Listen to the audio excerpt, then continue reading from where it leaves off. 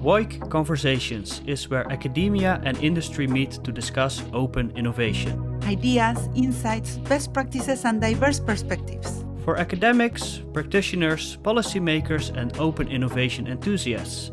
A video session, a podcast, and a good time to share and learn together. My name is Marisol Menendez. And my name is Marcel Bogers. And we wait for you every month in a new chapter of World Open Innovation Conversations.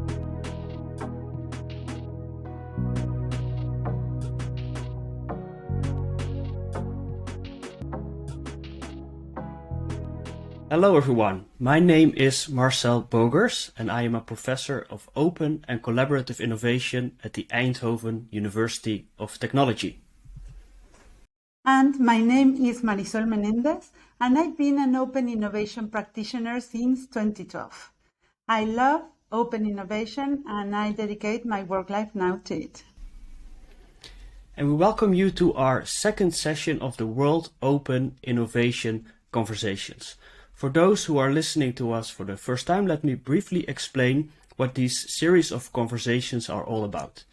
Essentially, they are, let's say, a spin-off of our World Open Innovation Conference, which we have been organizing for some years now. The idea of these conversations is also to create an opportunity to connect in between those conferences and to highlight particularly important topics in the context of open innovation. Our idea is with this to invite leaders, highly experienced people from industry and practice to share their experiences and insights on particular topics. It's supposed to be very serious topics, but in a very informal and friendly way. That's right, Marcel. And following the deep spirit of open innovation, we try to make this collaborative and a meeting point between academia and industry.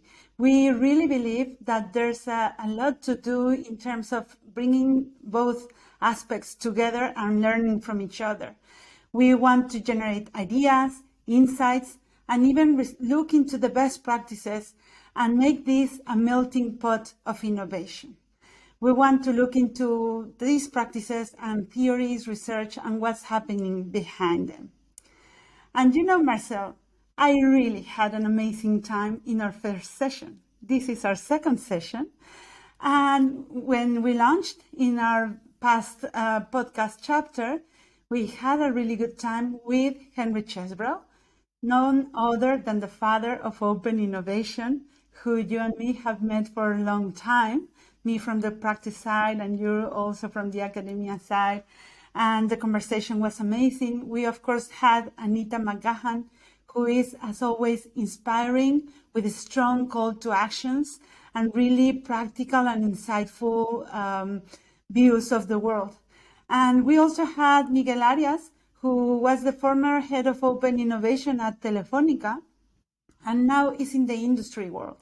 So these three guests represent perfectly the idea of what we're working on: academia, industry, inspiration, and top of the world leaders. Yeah, that's definitely true, Marcel. I also enjoyed really Agnieszka Radziwon's more academic insights, which I think were very thorough and clear and really allowed people to dig into the topic, at least from an academic point of view. And when we close with Graham Cross's summary of the more practical insights and what's happening on the industry side, I think there was a perfect way to close the session and keep thinking about the importance of open innovation and grand challenges. And we even got to review the definition of open innovation with you, Marcel. I really appreciated that review. Thank you very much. Well, that was fun to do, of course. I hope I didn't make it too complicated, as we academics sometimes tend to do, but I think it was a good experience nevertheless. And today we are ready for our second session, and today's topic is innovation ecosystems. And without repeating the definition of open innovation as we talked about it last time, I can still say, of course, that open innovation from my point of view is very much about managing knowledge flows across organizational boundaries. Well, one way of doing that is through ecosystems. And as such, ecosystems, from my point of view, are very much, say, a level of analysis at which open innovation can take place. Because ecosystems are essentially, say, a network of complementary partners where different stakeholders jointly try to create value through new products, new services, and so on. But of course, they also try to capture part of that value through their, say, open innovation business model. So this is why I think it's really an important topic in general and also in the context of open innovation. And Marcel, I must say that for me, this is really a special day. I've been dedicating the last maybe 10 years of my professional life in working with ecosystems. I'm working on developing methodologies to help people to navigate and experience the realities of and the mechanisms of ecosystems and the dynamics that are created among with this interaction. I was lucky enough to be appointed to be the head of open innovation at BBVA and to develop the unit from scratch. I always say that this is one of the best moments of my life because I discovered my true passion, professional passion, in working with ecosystems and connecting and building bridges among those organizational boundaries that you were talking about. When we are trying to bring people together to collaborate and within corporations, then you can see these mechanisms trigger in real life, no? When I left the BBVA, I also wanted to explore the collaboration among sectors, different sectors, because I'm convinced that the future that we are writing today comes from the mix and match of all different actors that we have in the ecosystem. So now I'm working in building these ecosystems with the Nordics companies in an organization called Nordic Future Innovation, where we say we aim to bring the Nordics together to boost global sustainable innovation. And when we talk about this, we say, well, these are like two levels of working because we are bringing all these different organizations from different sectors into a collaboration dynamic and building bridges to the rest of the world. So it's like many, many layers of collaboration, an ecosystem of ecosystems. And that's what we are actively building there. But also I'm working in Spain with the South Summit ecosystem. And this is more or less a similar thing, but for the Spanish-speaking world, and also creating and connecting these boundaries across the world. And moreover, I'm also building an ecosystem of female executive here in Spain. The name is Women in Tech Spain. We are a group of professional executive women working in different sectors and bringing together the knowledge for us to collaborate. All these groups have in common that they are multi-sectorial groups, multi-country groups, and multiplayer, multi-roles, because we have investors, startups, corporations, and different profile of people, and of course, academia. And I was recently in a conference called Ecosystems 2030, which took place in June.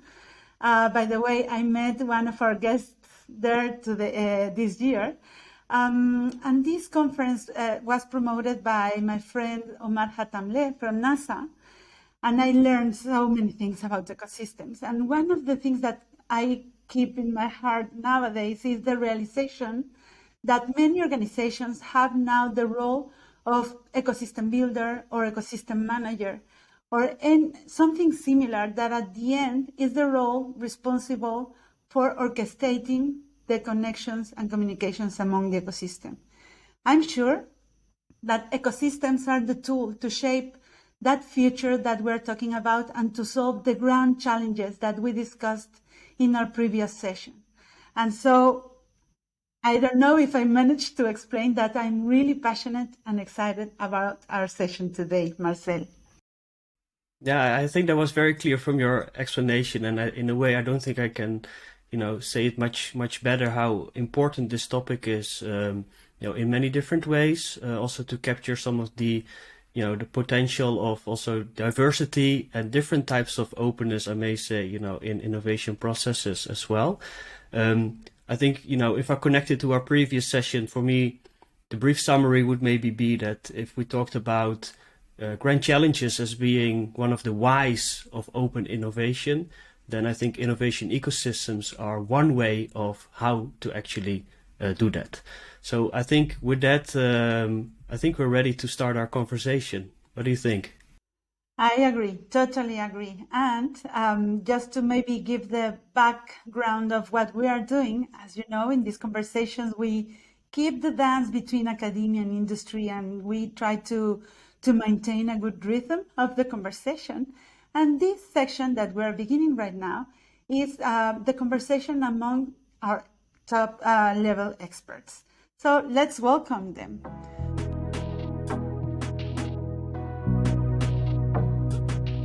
First of all, let me welcome Dyan Finkhousen. Hello, Dyan. Hello, Marisol. How are you?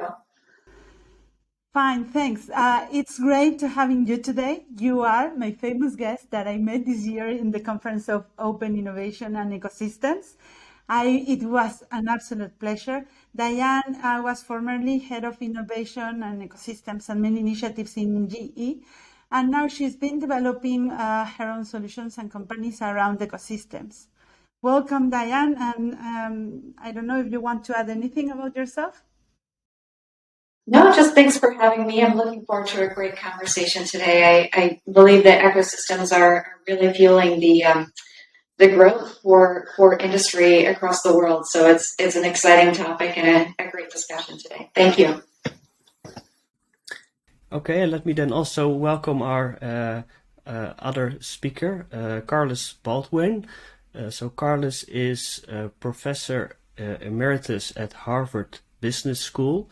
Her work, she's mostly interested in studying the impact of technology on organizations. She has definitely published too many articles on this topic to mention them in the introduction. But essentially, she has really done a great work publishing in the also top journals in innovation and management. She also received several honors and awards, including, for example, honorary doctorate from the Technical University in Munich, and also the Distinguished Scholar Award from the Technology and Innovation Management Division at the Academy of Management.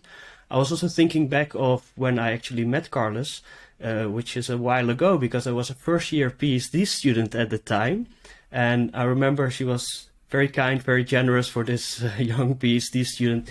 Even gave me a copy of her book, still have it here, pulled off the shelf, Design Rules Volume 1. I think she's still working on Volume 2, that's coming out hopefully very soon. And still, I checked the note that you wrote in the beginning of the book. That was really nice to see. I won't mention the date because it was a little while ago. But welcome, Carliss. And our other guest is Hans de Jong. Hans, I met more recently, although he has been around in the same area where I am currently living and working as well. Hans has had a long career at Philips, the well-known company from the Eindhoven region, where I moved myself back to, say 1 year ago, which is also when I met Hans for the first time.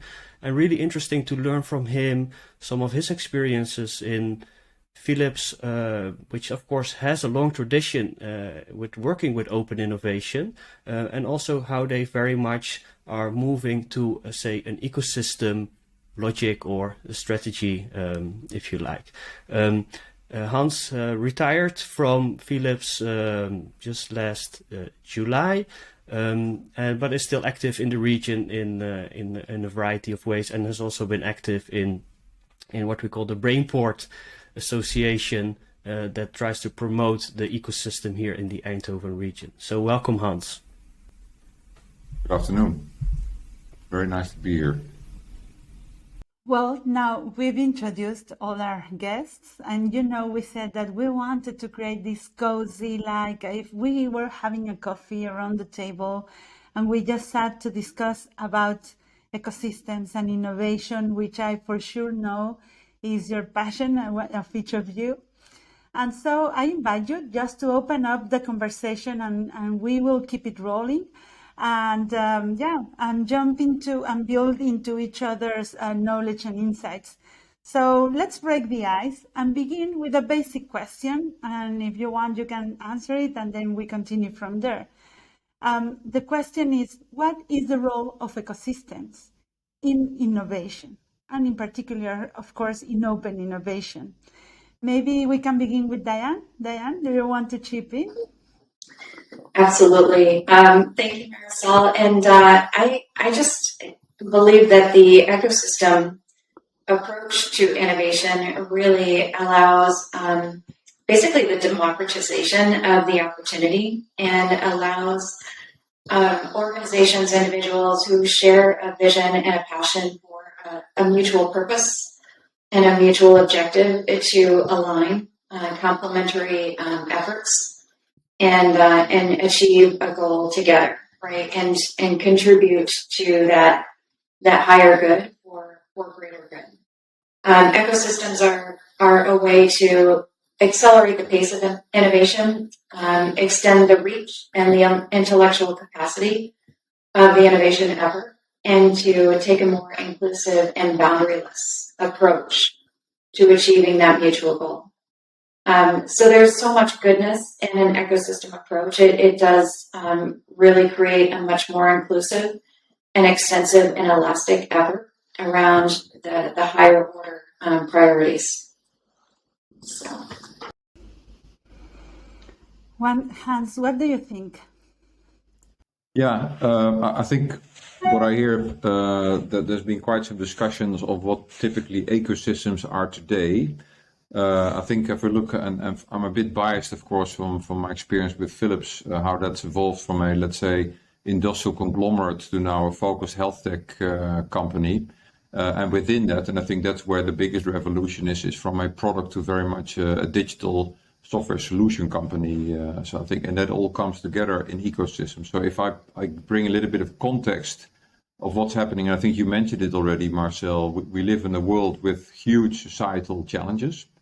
And if we look at solutions, we have an over tendency to look at technology as solutions, but I see more and more that it's the interaction between technology and disruptive ways of working along the full chain, from academic thought until the user, with everything in between, with disruptive characteristics, with a speed of change that we've also rarely experienced, with change within that speed all the time. It's all very multi-stakeholder, so nobody can make a deal between two parties anymore. I have a problem, I'll solve it for you. You need government, you need the users, you need technology, you need academics, you need everything in between. It's very much a software play and a hardware play, and it's increasingly a software play where digitization and data plays a huge, and how to bring all that together. And I think the way we look at it as Philips is that we say to have an ecosystem where just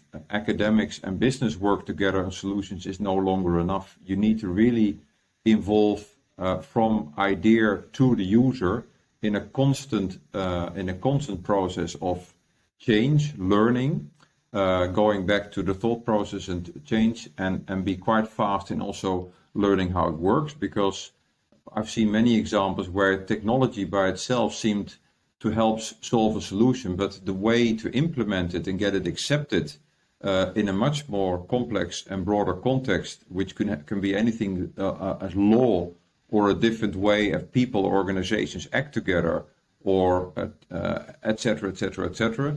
So what we see is that we go very much to integrated, continuous changing solutions. And we look at ecosystems more and more in different layers. So you have, let's say, the basic layer of ecosystems, whereby it typically research and development type of ecosystems, can be small companies, academics, large companies. We see that in many places. I think you also mentioned that the cooperation between academics and business still has to develop. I think in Eindhoven is an example where basically academia was created from businesses, so their cooperating has been normal, you could say. But we're now looking to see, so to take that to a next, you could say, level of ecosystem where you look very much at technology and operations, how to implement.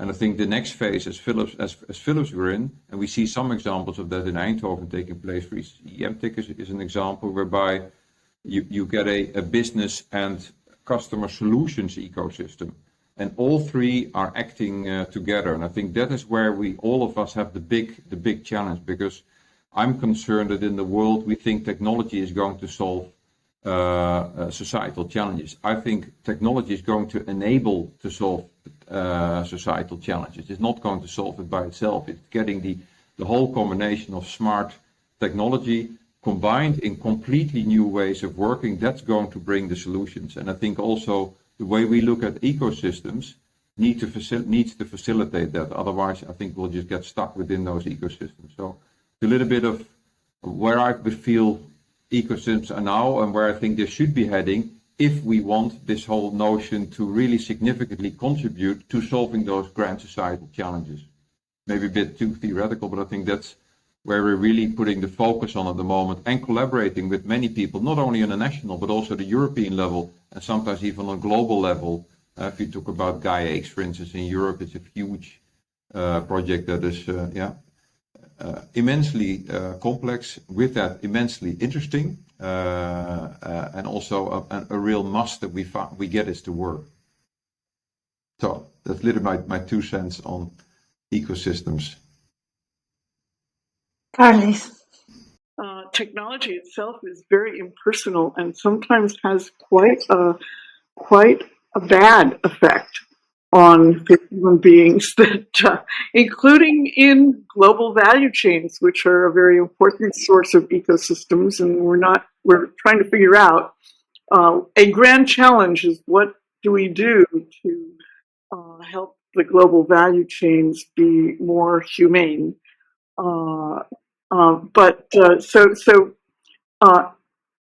And you ain't seen theoretical yet.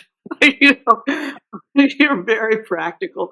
So the role of ecosystems, I want to say, Brian Arthur, one of the great theorists of technologies, said technology is made up of parts, and they are complementary parts. Technologies work together to achieve human purposes. And with digital technology, the parts are changing very fast. And as things are changing fast, I think, Dyan, you need agility. You need to be able to adapt to a change in one part that doesn't change another part. So there was a great transformation in the computer industry that Andy Grove called out in the mid-90s, the transition from vertically organized, vertically integrated large companies led by IBM to a horizontally layered and fragmented industry, of which the base layer was semiconductors. And then even the semiconductor industry went through various phases, from being completely enabled by merchant firms, by the Philipses of the world, to integrated device manufacturers like Intel. And now the fabless foundry model is making its play. In order to innovate, the innovations are complementary. They have to work together. In order to get them to work together, you need an ecosystem in which, Marcel, the flows of knowledge are managed purposefully to achieve a global end. And there has to be, if things are complementary, there will be a complementary surplus, and there has to be some way to divide the complementary surplus. And economics game theory doesn't solve that question. So the members of the ecosystem, maybe the platform firms, but everybody has to work out some amicable way to divide the surplus. Otherwise, the ecosystem will fall apart and the surplus will disappear, and we won't have the benefit of the innovation. No. Maybe if I could just hook into this, Carliss, how do you see what you mentioned as the human factor or as the unwanted human effects that you mentioned? How do you see that being integrated in how ecosystems or modern ecosystems or future ecosystems work in order to avoid effects that we don't want, basically? I don't have that. I think that's a grand challenge myself. Except it's organizations and their leadership and their methods of cooperating that are the key to that question. Yeah.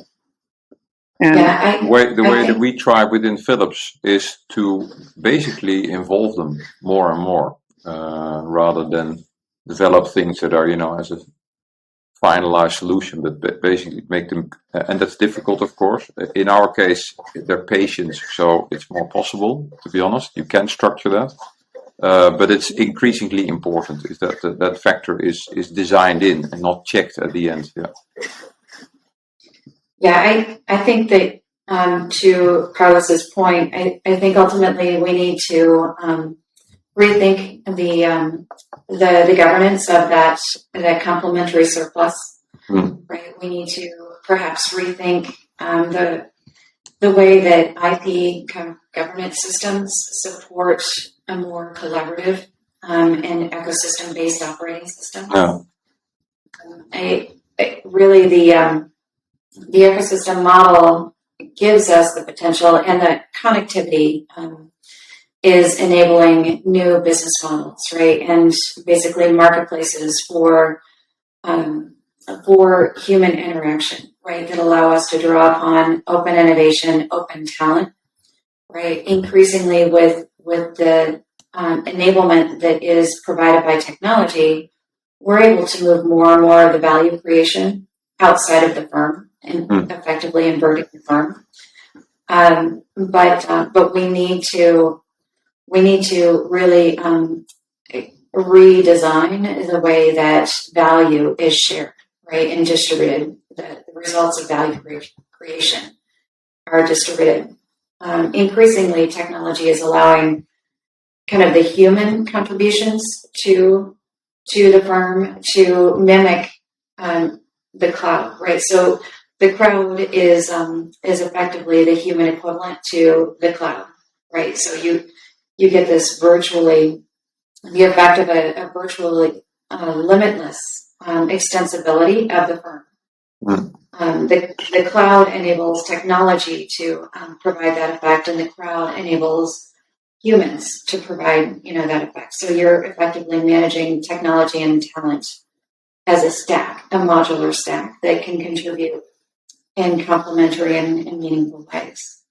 But ultimately, I think that distribution of value and complementary surplus is critical. And unfortunately, there's a long tradition in the West and in the U.S. for grabbing everything you can, for those in power to take what they can and let everybody else, be on subsistence. It's if you are in competitive supply, well, tough on you. That's actually very different from the Toyota system, where Toyota created an ecosystem of suppliers long ago and based it on the principle that gains would be shared, and that they wouldn't take away from the suppliers the value of the suppliers' innovations, which as the lead firm they could have, and that anyway. Unfortunately, it's not always the model that's used. You're absolutely right, Carliss. I think critical to this shift, right, and really even before we can shift methodology, we need to shift mindset, right, from scarcity models to abundance models. To your point, open innovation, connectivity, ecosystems allow us to create more value, right? Because we're not constrained by outdated assumptions that we use to govern kind of the post-industrial revolution business models, right? Technology allows us to unlock a lot more value in new business models, but we have to make that shift, to your point, from kind of a zero-sum game mindset to an abundance mindset. I think around the world you see some change. If you look at, I would say, Europe, Europe has, I think, compared to the more Anglo-Saxon systems, has been a more multi-stakeholder system, although has become more and more Anglo-Saxon. But there's a clear tendency, and also because of protest from society, is moving towards a more multi-stakeholder. You have this notion of mission-driven companies. And I think being part of ecosystems at some point, the whole moral issue, mission-driven impact on society, senior managers being challenged on that. You know, what is your impact on society? Up to even legislation that is being developed at European level towards business management, for them to be accountable for being able to prove what their impact on society is, and be it on whatever the effect is. And I think so. I see I'm not sure about the United States, to be honest. I see some signs in the oil industry of people starting to question the whole thing fossil. But I think in Europe you see, and certainly in the Netherlands, that there's a big debate on the role of innovation, technology, big companies, et cetera, et cetera. And from my perspective, slowly moving things in the right direction. And I think, and that will have its effect also on new types of ecosystem and ecosystem development, and with that, innovation in ecosystems, because it will, these questions on what is the impact on society, have you taken that into account in the way you've designed the whole process, designed the participants, the actors, etc. So in that time, I'm increasingly positive that we see the first signs of things becoming more multi-stakeholder rather than shareholder driven. This is amazing. We are reaching out the end of this section, so maybe I can ask each of Back you to the human to level. give a final thought. It's like it flew, no? Time flies when you're having a good time. But yeah, let me ask you, like, for a final conclusion, a call to action, or a final thought. We can begin with you, Hans. I think for me, to put the human factor back at the center and ask ourselves more the question, with what purpose are we developing things? Are we structuring things? Are we, etc.? And I think if we start to put that question more and more at the center, and remind ourselves regularly that we need to be able to answer that, I think that would be the biggest change. And be it government, be it universities, be it this, doesn't matter. I think putting that question back on the table, I think is in these times with these huge challenges critical. I totally agree with you, Hans. Carliss? I'm really glad that Hans is optimistic, because I'm torn. Partly because I'm in the chapters of the book that look at the global value chains, and it's been opening my eyes to some of the very dangerous and sad things that are going on in these globally dispersed production systems. So I agree. The responsibility to humans must come in. The United States had a similar set of things happen in the late 19th century with the rise of giant enterprises, the modern corporations, and there was there was an adjustment called the progressive era, where there was basically a social pivot to caring more about what the impact of these new technologies was on workers and on consumers. So I keep looking for signs of a progressive era, but the United States is a difficult society right now. So just so there are pray differences for around the world. us all. Yeah. Yeah. Thank you very much, Carliss. Dyan? Yeah, I believe in a utopian view rather than a dystopian view, but of kind of where industry takes us from here. But I do agree very much with both Hans and Carliss that we have both an opportunity and a responsibility to shape the future in a way that puts the human factor back at the center.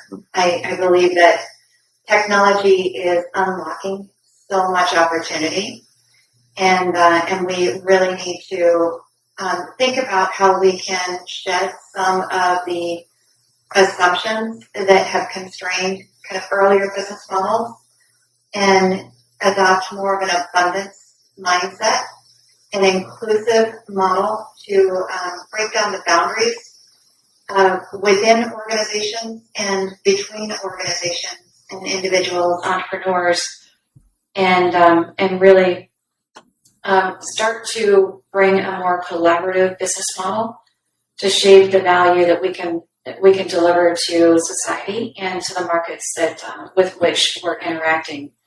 Ecosystems are really, I believe that the combination of ecosystems and platforms and operations are basically the economic engine of the future. We're going to solve this together. There's no single organization that can hire all the smartest people, deliver all the best solutions. We're much better off if we attack the world's problems together. Wow, this is amazing. Thank you very much, guys. Maybe I just come back to this idea that I always love to quote, that the most important innovations will come not from technology, but from new ways of collaboration. Huh? And it seems that we keep building over that. What do you think, Marcel? Yeah, I think this is really, really extremely interesting, conversation, interesting discussion.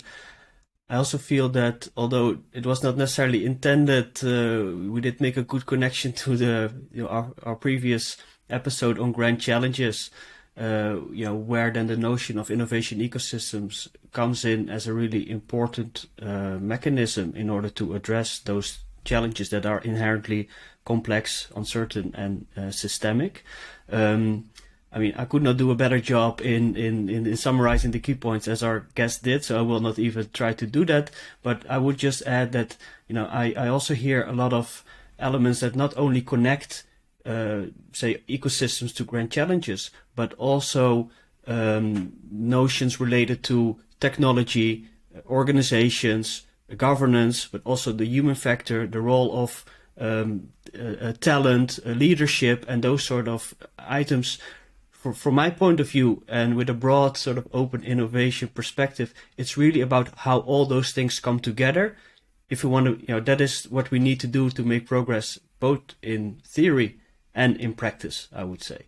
And I think we heard some, worrying comments, but also some optimism. So I think let me conclude with that at this point.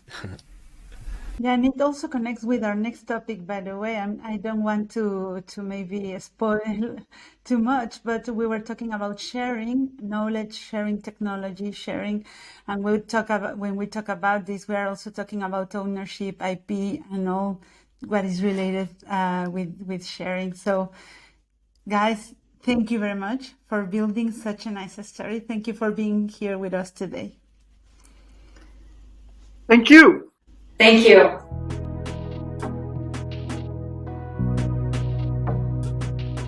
Well, now we are ready for the next session. No? We keep saying ourselves that one of our objectives is to connect industry and academia, and we are really working hard on that. And we are truly believers of the value that will come from this closer interaction. I myself have been researching and looking for a long time to build knowledge over the shoulders of all those people who have been creating and researching and looking into interesting details around each of these theories. And I really admire the work, and I'm always eager to learn. And that's why it's such a pleasure for me to welcome today Kritika Randhawa. Sorry, I'm going to repeat this. Kritika Randhawa. I've been practicing and I didn't do it right. Kritika, you are connecting all the way from Sydney. Thank you very much. And she is Senior Lecturer, Assistant Professor of Innovation, Strategy and Entrepreneurship at UTS Business School. Kritika, welcome. Thank you very much for being with us today. And I don't know, do you want to introduce yourself? And go ahead, the stage is all yours. Thank you very much, Marisol. And you got my name absolutely right. My name is Kritika Randhawa, and I'm the Senior Lecturer at the University of Technology, Sydney in Australia. And I research and teach in the area of innovation, strategy, and entrepreneurship. I'd like to thank you, Marisol and Marcel, for inviting me to take part in this very engaging discussion. And thanks to Carliss, Dyan, and Hans for such interesting and very thought-provoking insights. I've really enjoyed this conversation so far. And it is indeed my pleasure and my honor to really synthesize some of those insights. And because what brings us here is the World Open Innovation Conversation, I've consolidated some of my ideas on how we might connect the research domains of open innovation and ecosystems, which I believe have somewhat grown in parallel until now.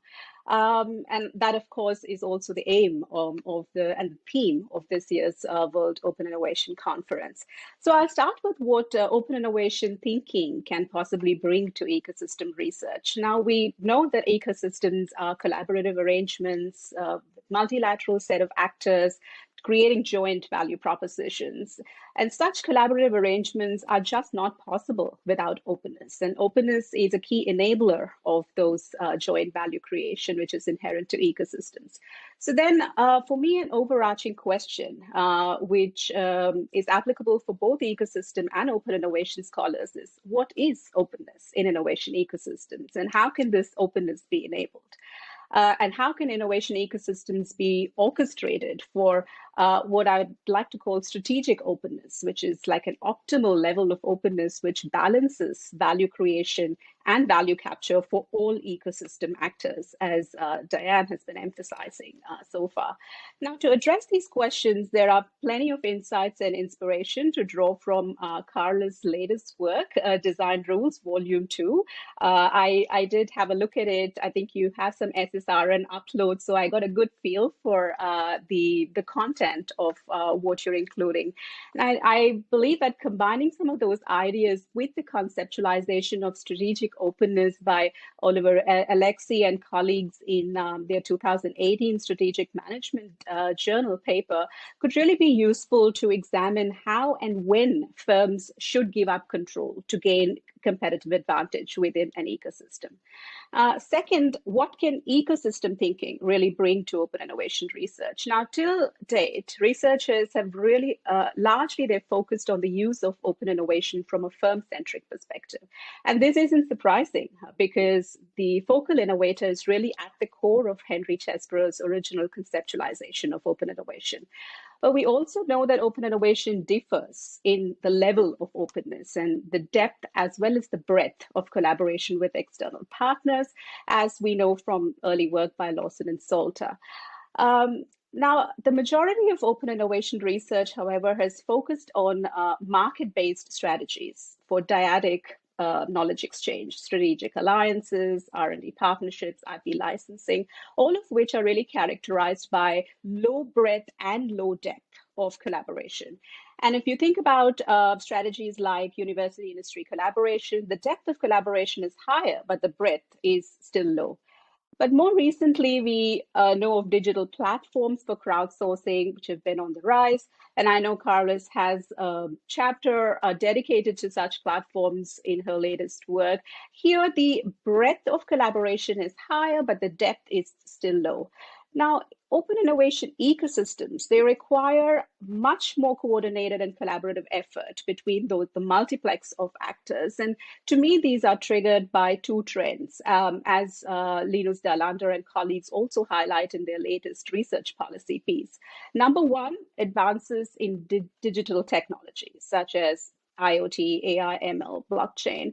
And Dyan talked a little bit about this, but for a deep dive into that modular, the layered architecture, which really sets these technologies running, you could refer to the 2012 Organization Science article by you and colleagues, and also the 2017 piece by Satish Nambisan and colleagues do a great job of that. And number two, as Marcel mentioned earlier, ecosystems have really emerged as a response to grand challenges, such as climate change and even COVID vaccine development. And the latest Open Innovation special issue in California Management Review really shows how ways in which you can tackle those grand challenges with open innovation. And Henry's piece in Industrial Marketing Management does a great job of enlightening us about these as well. Now, my point here is that such complex ecosystems are really changing the way open innovation needs to be organized.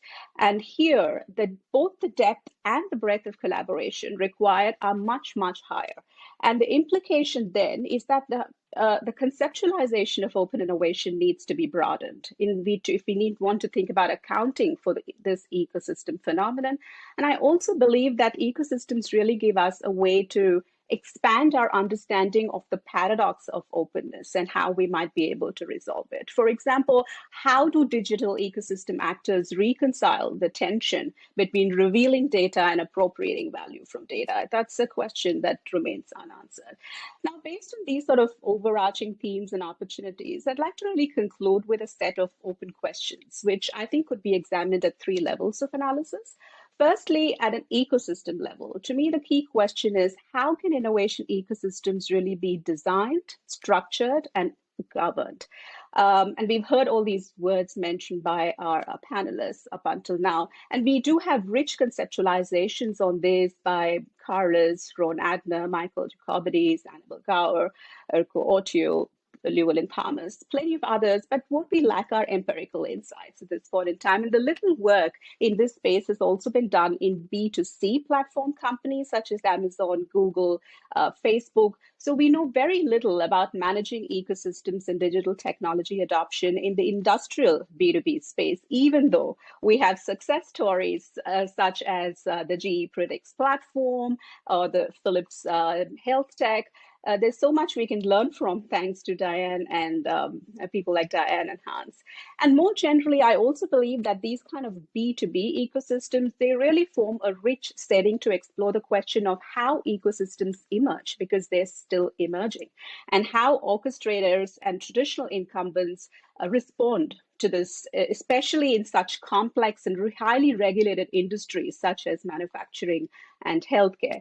There is some interesting work that has been published just this year by Thomas and Retala in the Journal of Management, Lingens et al. In Long-Range Planning, Hill-Bowling et al. In the Journal of Product Innovation Management, all looking at ecosystem emergence and orchestration. But there's still plenty or more to explore regarding ecosystem dynamics, aligning interdependencies between these actors, the role of regulatory frameworks like Gaia-X that Hans mentioned earlier, and how those geopolitical differences that we were talking about make a difference to governing open data sharing in ecosystems. So I find these topics really intriguing. And I know that plenty of others in the community, Frank Piller, Wim Venabo, Berke, Henry Chesbro Powell, are all working on these topics. So really watch this space. Now, at this organizational level, secondly, to me, the interesting question is how can business models be aligned to create and capture value from ecosystems? Of course, Henry's original conceptualization explicitly positions business model as a strategic driver of open innovation and thus ecosystems as well. And failing to align that business model could explain why many firms probably fail to attain the desired ecosystem outcomes. Now, in California Management Review with Joel West and colleagues, we examine the challenges in such business model transformation of a Fortune 500 medical technology incumbent while transitioning from a traditional value chain to an open innovation ecosystem.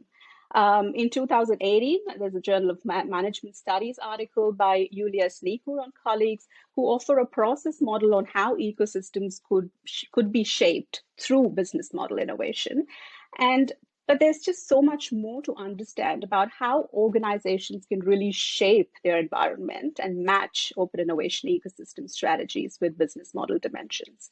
And finally, I believe it's also important to address the individual level. And we know surprisingly less about the human side of ecosystems, as we've discussed. However, I think a lot of successful ecosystem and open innovation really depends on the choices of individuals, the humans within and outside the organization, as our panelists brought up earlier. So how do we incentivize collaboration and data sharing? How do we build trust? What is the tipping point when ecosystem actors really believe they're giving too much more than they're getting? And how do managers deal with those tensions related to such open innovation ecosystem related decisions about when to share data and when to use data? I believe that such individual level antecedents can really explain ecosystem level heterogeneity and shed light on the micro foundations of open innovation and ecosystems, and perhaps could really help move our field forward. Thank you very much. That's it from me. Wow. Wow. It was wonderful, Kritika. I think by the faces of everyone, you can see that everyone agrees. Thank you very much for this review. I really enjoyed the review you did about the existing research, but more importantly, the questions that are still to be researched. So this is a good hook for new researchers and, of course, also for everyone in the industry to keep digging into. And that's it from our Academy section, Marcel.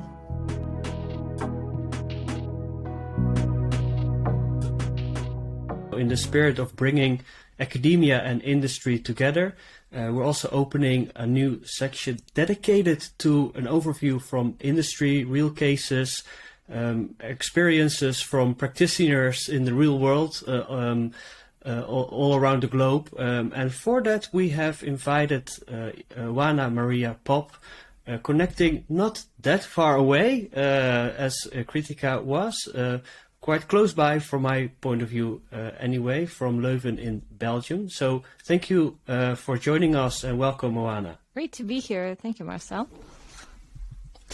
Yeah, thanks. So it's great to have you as part of this session. I think we've probably known each other for a couple of years, at least also since you were doing your PhD on topics related to open innovation and ecosystems, as far as I remember, also supervised by our joint colleague Wim van Haverbeke at the time. Now you have moved on to the real world, working at Hype Innovation as head of open innovation. So probably trying to implement some of the things you've learned from theory of open innovation, but probably we can even learn more from you about your practical experiences, and we look forward to hearing more about your insights. So maybe you can briefly introduce yourself a little bit further and reflect on your insights based on today's conversation. Thank you so much. Implementation is definitely part of what I do, and I have to say it's much more difficult than the research part. So being in the real world, talking to the real stakeholders. Yeah, so I think what I would like to share today is indeed some practical insights, things that we've seen, especially in the past 1.5 years, but probably also dating a little bit earlier than that. And because industry and academia are supposed to be side by side, I might want to just take the opportunity to explain what I do based on Kritika's framework, which I loved very much. So, of course, in my world, I mostly deal with scenarios where we have a lot of breadth, but not a lot of depth. So with scenarios in which we try to bring together communities with industry, and at that intersection we get ideas and concepts and projects. But of course, increasingly, we also want to migrate them to more adventurous scenarios where we want to take them to a situation in which they also get a lot of depth as well as a lot of breadth, because that is how we can tackle these grand challenges or wicked problems. I also like that phrase. So I thought that in the next minutes, I would just point to a few of the things that I've learned. First of all, and to my sheer surprise, I think that the appetite for these new forms of collaboration is definitely increasing. And I don't just say that because we run surveys, but I say that because I see it with my very own eyes. And just to give you a few insights about how that works. So I see organizations that have never approached an external community before trying to do that. So it might be that they suddenly try to talk to their existing suppliers in a different way. They might try to reach out to a community of students or startups that are nearby, so connected innovation hubs.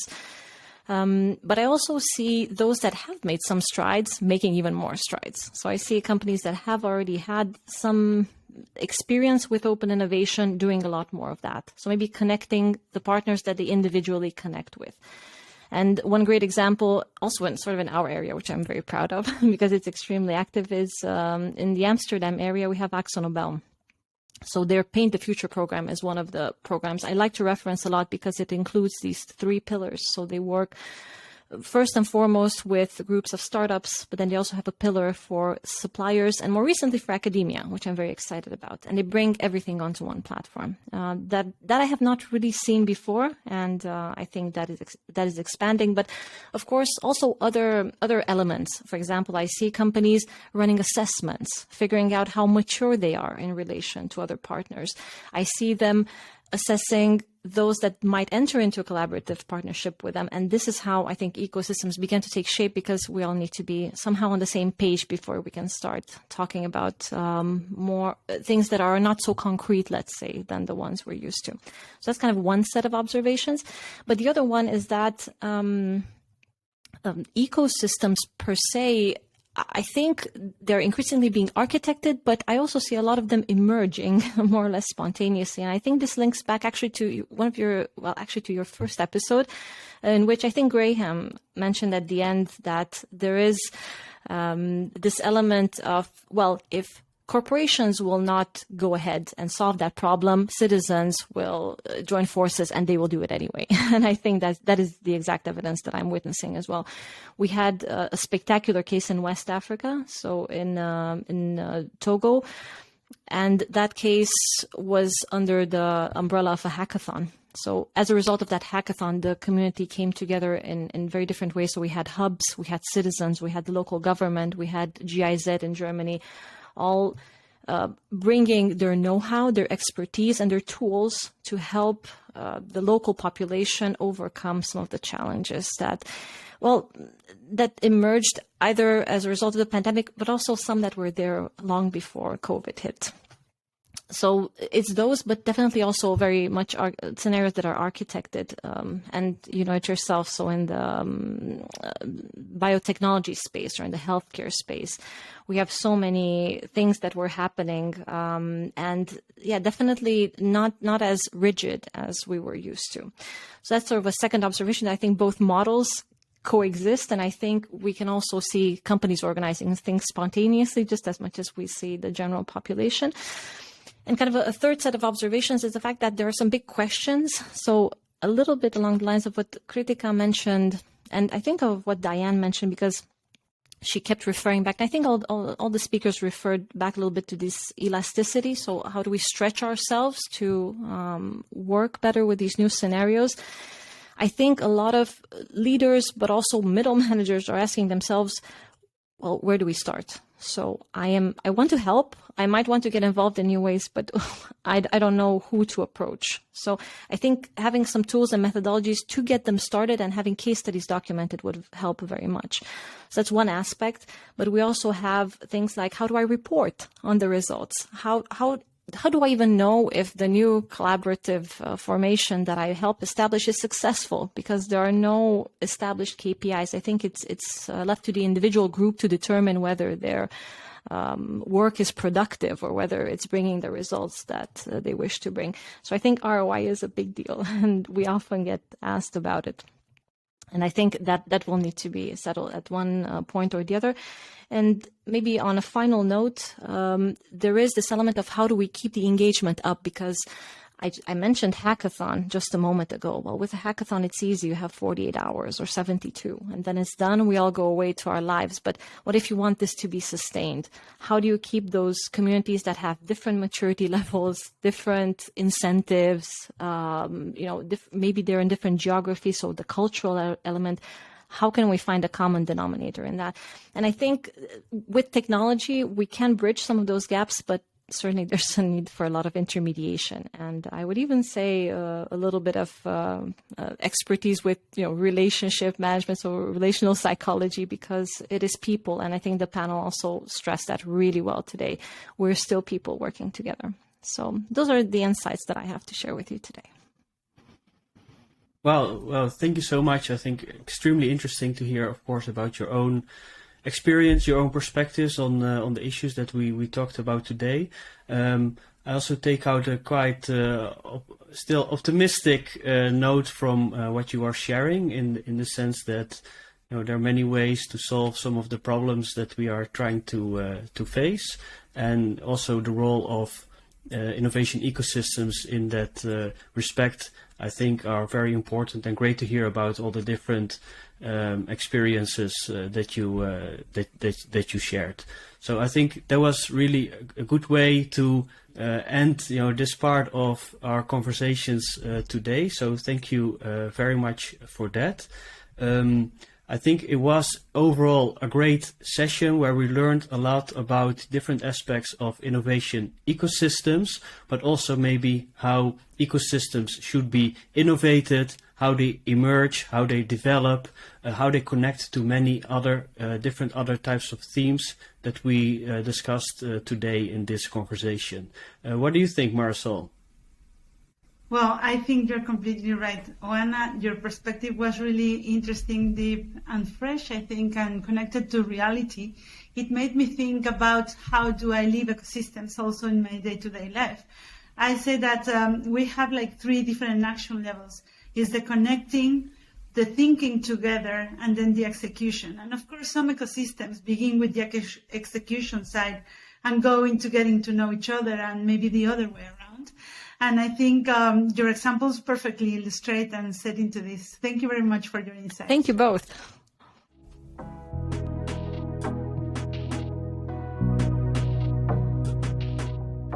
It does make me again more optimistic about hearing about all those different initiatives, and of course hearing your insights about different aspects of ecosystem design, emergence, development, maybe also closing, the whole sort of dynamic aspects, which all are important. So thanks very much for that. I think also that really makes this to a very, very nice session. I think all the different perspectives, experiences we heard, also the insights from academia and practice that you shared were, from my point of view, extremely insightful. I think we could have kept going for quite a while, but of course this is now the time to close the session. I do think we covered a lot of ground, many different starting points to dig into, both from a theory and a practice point of view. So I'm very excited, and thanks everybody for your contribution. What do you think, Marisol? Well, my head is spinning, Marcel. I have so many things in my mind right now, from the different levels of connecting and the different ends where you can begin and build or get into an ecosystem.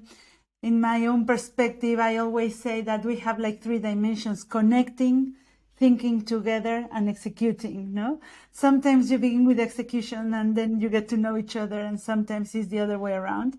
I think is as varied as humanity. And because this is, at the end, we're talking about human connections, no? And for me, one of the main conclusions of the day is the back to the basics principle, no? We need to go back to the important questions as Hans proposed. Why are we doing this? What's the role of humanity in this? What's the future of our world with all of this? No? And this connects with all the grand challenges and with the future. This is amazing, Marcel. I'm excited. Thank you very much, everyone. I think we are officially closing our second session. And from now on, we are preparing for the third one. So I wanted to share with everyone who is listening right now, if you haven't heard the first session, really, we haven't practiced to talk and connect so much with it. It's because it was so good as well. So I invite you to reach out to the podcast platform or YouTube or our social media channels and our webpage, worldopeninnovation.com, where we are gonna release all this information. Of course, this podcast and the one before, we are gonna post all the papers that Kritika has talked about today and release all the material so we can keep enjoying this timeless piece of conversation, because I'm sure that we can keep coming back to it and keep learning more and getting more inspiration, Marcel.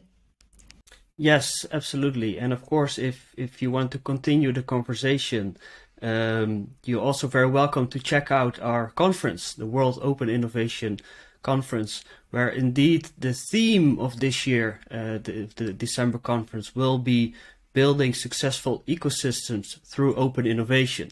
So if you think this was an interesting session, I think that will be the place to be. So check that out as well on our website. I did a little bit of a spoiler related to our next session, but we invite everybody to connect to the third session. We are going to talk about ownership and IP in general. And well, we can envision that this will be connected also to this session.